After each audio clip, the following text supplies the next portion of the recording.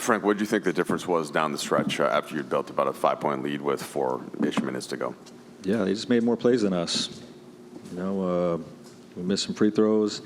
They hit a couple tough floaters, B.I. and McCollum. We had the one breakdown where we didn't get out to Valanciunas. He made the three, and we didn't convert offensively down the stretch.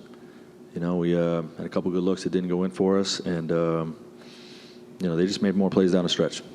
The math starts to get pretty tricky for getting into that final playing spot at this point, Frank. What's the mentality there, and what's the level of win as many games as we can? It's going to be tough to catch this team, obviously, now with the lead they have and the tiebreaker. But we have plenty of time to win as many games as we can down the stretch, and see what happens with San Antonio.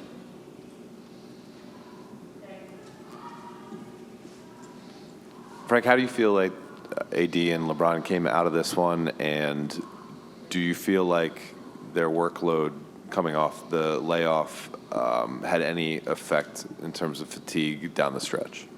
Yeah, I think potentially, in terms of those guys making plays down the stretch. But, this is a, playoff mindset type of game. So those guys want to be in there, communicating constantly throughout the game. And, I think both of them would say probably not. It's a playoff game. You got to be in there. You got to compete. Frank, going forward, do you look at your schedule and San Antonio's schedule, or is it just one game at a time for you guys? I don't look at San Antonio at all. Obviously we'll find out what their scores look like, but our focus has got to be on what we can control, and that's winning the next game. Frank, obviously any game like this, you have to make tough decisions about rotation. Talon and Austin don't play. You go with Dwight, and Avery obviously made that big shot at the end. What was sort of your mentality, and who played in this game, and who didn't, and what you made of the guys who were able to be in the rotation tonight? Yeah, that's a playoff series, this is a playoff game for us, and so you use the roster however you feel, however you see fit in terms of that matchup. And obviously, C.J. McCollum and Brandon Ingram as a tandem, and Valanciunas, like those three guys are as good as just about any three that you can put together in the league. That's why they're one of the hottest teams in the league, and that's why we liked what Avery could bring to the table, using Dwight on Jonas as much as possible, Stanley some, and those guys fell out of the rotation because of the matchup. Frank, we've talked a lot about mental toughness with this team and the ability to kind of handle all the adversity that's been thrown at it. Out of the gate, turnovers, a big issue down the stretch, missed free throws, turnovers again. How much of that do you think was sort of the moment? Do you think, like you said, it's the stakes being so high for a group that hasn't really been together?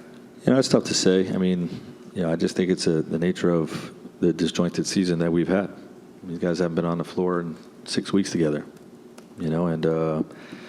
Played last night, a tough travel situation, getting in late and having to come in and play an important game today. Just fell short. But, those are little things that are the difference between winning and losing. Turning the basketball over, committing to getting great shots every time down. The defensive execution, of our schemes and our coverages. And, credit the Pelicans. They played a great game. They knocked down all their free throws. They won the free throw game tonight. And, those two guys made big shots down the stretch, guarded shots. And honestly, throughout the night, CJ and Brandon made a number of well-guarded pull-up jump shots, which is, as a coach, that's what you want to, you have to give something up. You want to give those up, but credit those guys for making big shots. Frank, last night we talked about how well Russ had been playing offensively, I think 6 of the last 7. What did you think about tonight and how he kind of readjusted back to LeBron and AD and how that process played out? Yeah, I thought he was big down the stretch. He had 10 points in the fourth quarter. Had some big buckets for us. Had to battle some foul trouble early, and obviously it's an adjustment. Playing without those guys versus having the ball in your hands most of the night. But I don't think that really bothered him as you saw how he closed the game really strong.